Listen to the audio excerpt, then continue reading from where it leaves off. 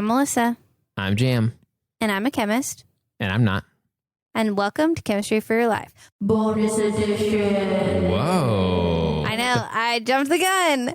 The podcast helps you understand the chemistry of your everyday life. Bonus edition. Oh, that was so sad. I'm just kidding. It's fun to say, so I'm glad you got a chance to say it. Yay. All right. Well, Jam, are you ready to jump into some questions? Yes, I'm ready because I just have to read them, but you're the one who has to answer them. You're the one getting grilled. So are you ready? I'm definitely ready. Okay. This question is from Joe S. And he asks, salt is made up of two toxic elements, but yet we need them in our diet and we cook with them all the time. How is that possible? That's a great question, Joe. And I think the answer is about the fact that they're in their ionic state. So I think if you just took in elemental iodine or elemental sodium, well, I guess sodium would probably blow up upon exposure to moisture, so that'd be bad. Sodium metal is very sensitive to moisture, but that would be bad. But because they're in their ionic states, they've lost an organ and an electron, respectively. It changes their properties, so then they become safe and important to consume. Got it. Wow, that's interesting that that difference makes a huge difference to our bodies. Yeah, it really does. At least that's my best guess. I did not look up any references on that, but that was my instinct upon responding. So, and Joe also asked a lot of other questions. He gave some facts about electricity, some of which that I didn't even know about electricity and diodes. But he did say, maybe you didn't share all this because you're kind of short on time. And I wanted to address that. That is true. We have so much that we could talk about every topic, but I really have to decide what I can best communicate in the shortest bit of time. And maybe I should have done an electricity episode before I did the LED episode. You know, nobody's perfect. We definitely make mistakes, but I definitely have to pick and choose in our time frame to make something that's sort of bite-sized and consumable in a 20 to 30 minute range of time, roughly. And so, yeah, I definitely think I missed out on some things about electricity and diodes because I do that, but it's kind of the nature of the game, unfortunately. So I did want to say that, and that's true about pretty much every topic. There's always more we could talk about for these things. And so I try to get the most important stuff, but I do naturally kind of have to trim it down some, unfortunately. You guys have probably noticed how we ask for ideas and how Melissa picks the topics is based on a real world relatable question first. And so it's kind of backwards from, I guess, how you might normally do it. But in the case of like the LEDs, that's how the question was asked. And so it starts with like the curiosity, the wondering, these things that we wonder. And so that kind of makes sense too, but that's how Melissa picks things on purpose. So that kind of, it's not necessarily how maybe like a class would be structured or something, I guess. Right, definitely. Although maybe classes should be structured like that more. Ew. This next question is super interesting. I saw this one come through as well, and it's from Neo. Neo asked, today I have a question that I think is chemistry related. I put a slice of bread and half a banana in a lunchbox together. When I ate the bread, it tasted like banana. How does that work? Or in a broader sense, how do some foods absorb the taste of other foods? Like, whoa, dude, that's an awesome question. So I'm sure there's more to this, and we might do an episode based on this later. My instinctual response, just my very basic response, is that some of those molecules that we smell, if we're going to smell those flavors, you know, like of a banana, they have to become vapor, right? Because that's how our odor receptors work. We talked about that. And so I suspect, although I have not done any research, I make it a rule that I don't do research for Q&Rs or else I would never get anything done in my research for my PhD. I suspect that the molecules have become a vapor and then are somehow through intermolecular forces interact with the molecules of the bread and then they stay on the bread. That is my theory. I don't know for sure, but I think this could come up in an episode at some point. So basically, you're then tasting the smell of banana. Yes. But I think we taste the smell of most things. I think we Yeah. Did we talk about that too? I think because your tongue is sort of limited in what it can experience. So your olfactory receptors are much more varied. Interesting. I like that question a lot. Yeah, good question, Neo. So Mason K wrote in to add to the analogy for our LEDs episode. He said, I liked the waterfall analogy for the LEDs. One thing I thought of was that the mist that comes off of waterfalls when they're flowing could represent the light being given off from the LED. That was such a good one. So I really appreciated that. And actually, I think just because I've maybe been around people a little bit more for Christmas or been chatting with people, catching up with them more, I got a similar one from my brother that we shared about the polymer looking like the ball that expands, the Hoberman sphere. Oh, yeah.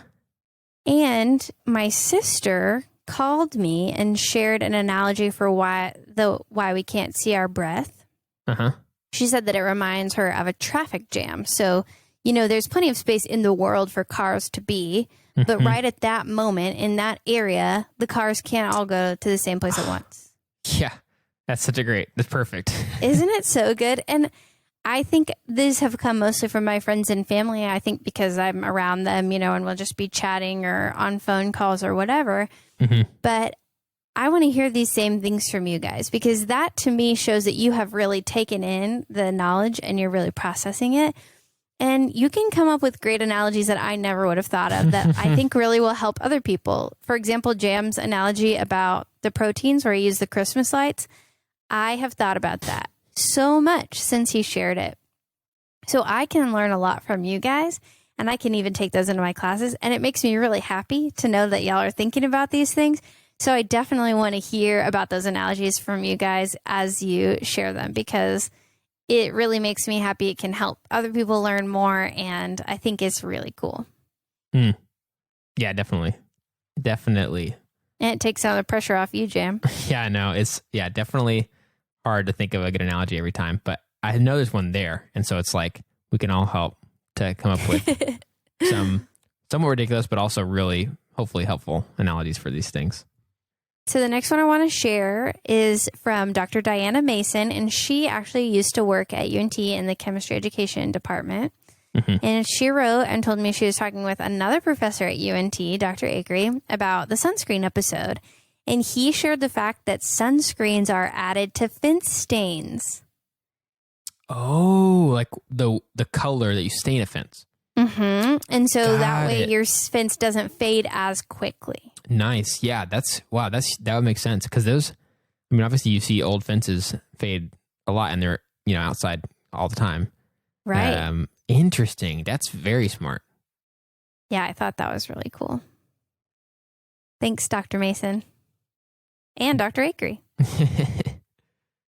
This next question is from Nicole, and she asks, how do you pass OChem 2? Skull emoji, scream emoji. Listen, okay, I think we've talked a little bit about OChem before, but the way that you pass OChem 2 and OChem in general, and probably most of your classes, is you got to have a good foundation. Now, specifically for OChem, I recommend you learn a lot about those electrons moving. So really, OChem is about the movement of electrons. So they'll move from areas where there's a lot of extra electrons to areas where there's less electrons. And the arrows represent that. And if you can learn about why the electrons move where they're moving, then you're not going to spend as much time just trying to memorize everything. Because memorizing everything is not going to work, because there's too much to memorize and you'll forget it as soon as you leave the class. But if you can really understand why electrons flow, that can be something you would take with you.